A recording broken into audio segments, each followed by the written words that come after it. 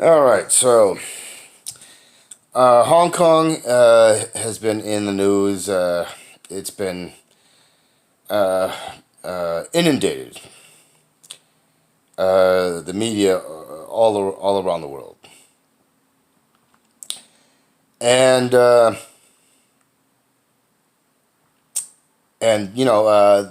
propaganda has been going in overdrive. The the whole reason for the protests is uh, is something I heard a snippet of. Uh, so we have the protesters supposedly going being triggered by this by the extradition bill proposed, legislation proposed, and then there are those. For instance, there's a YouTuber in China who's an American, and he talks about the extradition bill, and it's because the extradition bill uh, it does not apply to extradition doesn't apply, not the bill. Extradition doesn't apply to certain other countries. Um, he explained that what had triggered it was a guy who lives in Hong Kong who took his girlfriend out of the country, killed her. Uh, I'm sorry, he killed her in Hong Kong, or no, I'm sorry, he killed her in another country. He stuffed her into a luggage, and then he and left her there, and then flew back to Hong Kong because there was no extradition treaty with this other country. And so he explained that the extradition bill was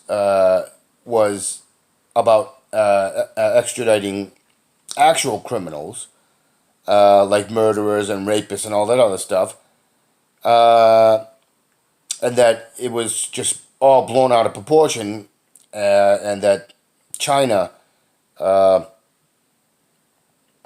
China had pushed for it, and so on and so forth.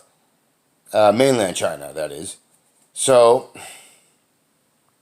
I don't know if that's completely true. It makes sense by what Nathan Rich has said, but in my mind, the whole question is this.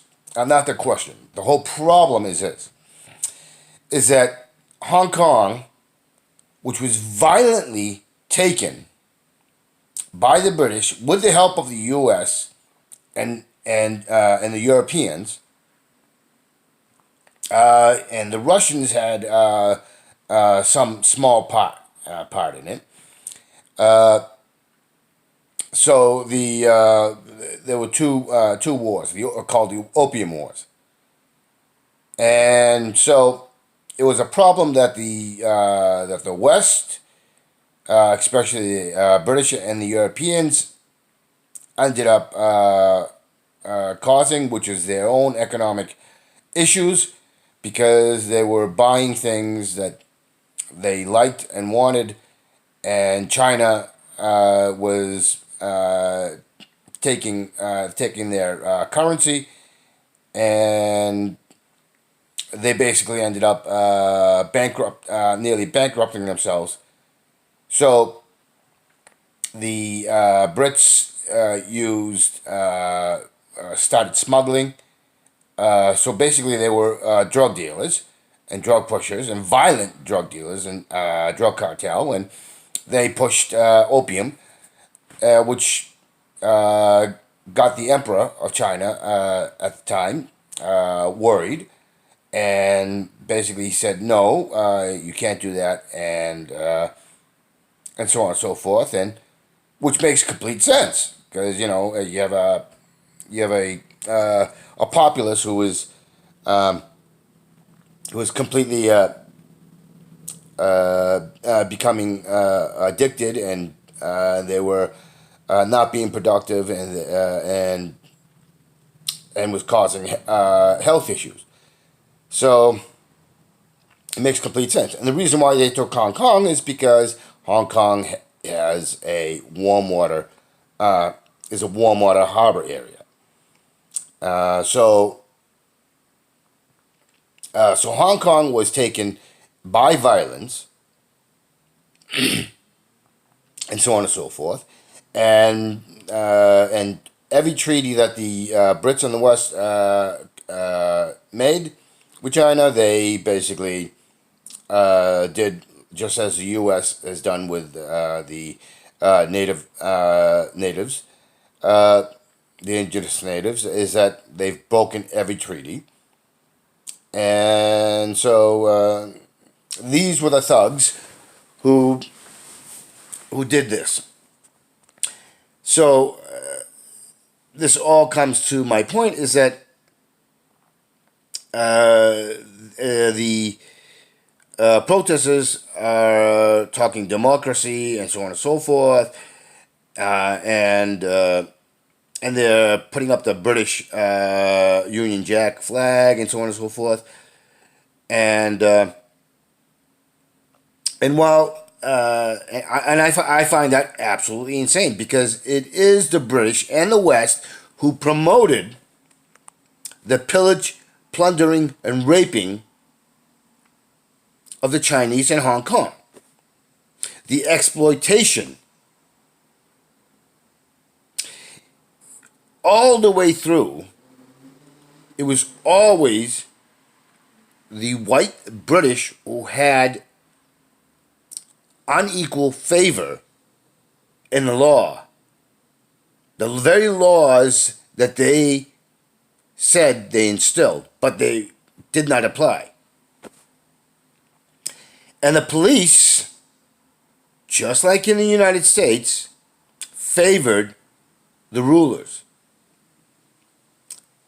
Hong Kong has always used the police to quash protesters. And the police have not taken the greater good of law and order into effect. They should have been arresting and controlling and getting and giving equal, but that did not happen. So even afterwards, the British and Western companies kept exploiting and pillaging and plundering the citizens of Hong Kong. And they had done such a great job of brainwashing and turning the people of Hong Kong into stupidity that now we're finding the massive amount of the elderly, the young, can't get the basic necessities that they need. They're being crushed under social, economic, and material. And so the whole violence is done by the Hong Kong government.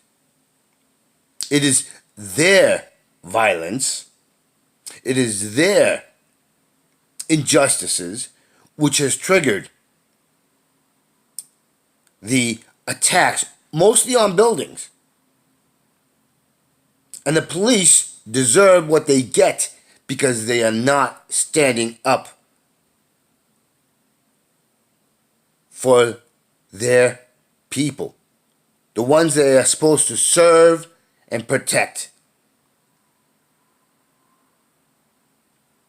So violence has a legitimate place because the violence has been done for centuries. For over a century in Hong Kong. And we have all the media, including the South. I forget the name of the outlet. Oh, the South China something. Uh,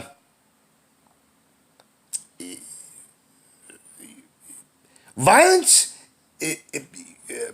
breaking windows and spray. That's not violence. That's not fine. Attacking the police who are coming out to control you and to quash you and to stop you from demanding your just rights. That's not violence. That's payback.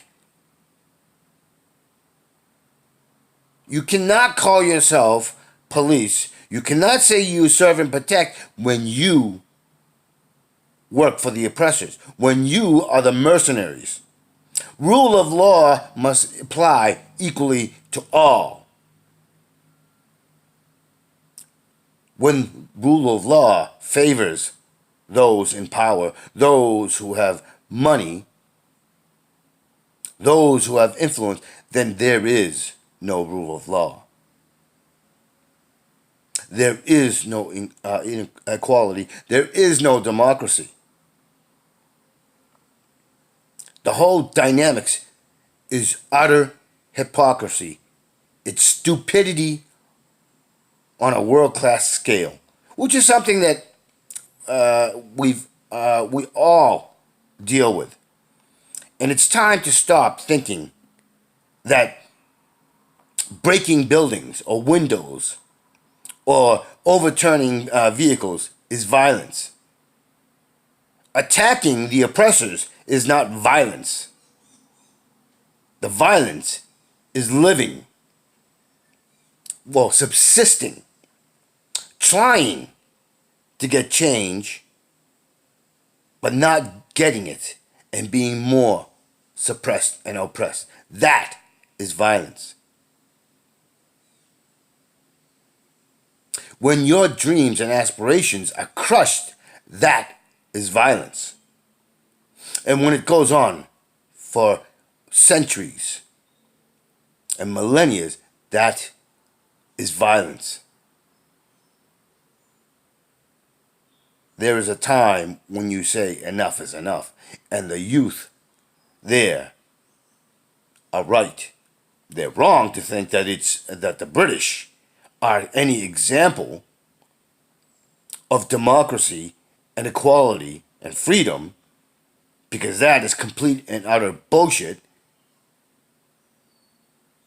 But they are right.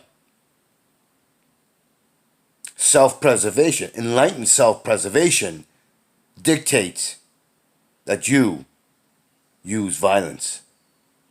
And the fact that they haven't actually killed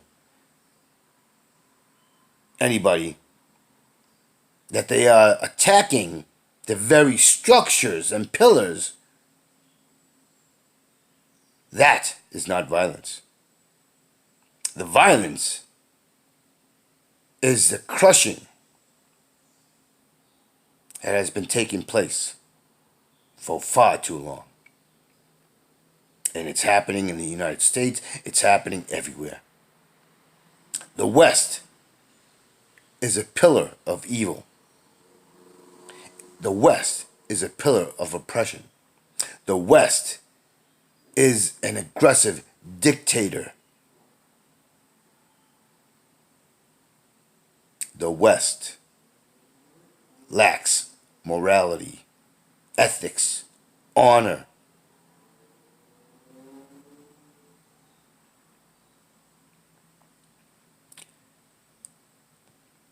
And when I say the West, I'm not talking about the vast majority of the people. I'm talking about the governments and the corporations and the wealthy who have the influence.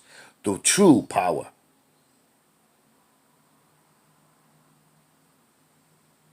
No matter where a corporation and wealthy exist, those who consider themselves aristocrats and nobility, who want power, those are the criminals. Understand, violence is necessary, and not just attacking buildings. The only way to get change is to go after those who want to rule, who want to dictate, who want to spread inequality, who want privilege and power. So I'm all for it. I'm all for it.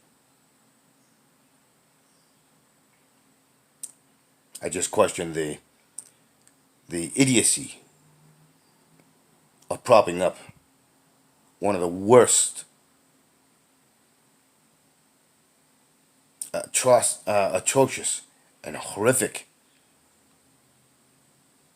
standards, and that is the British Union Jack.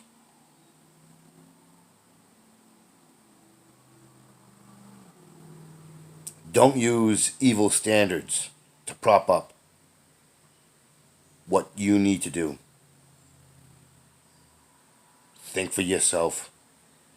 Be self enlightened.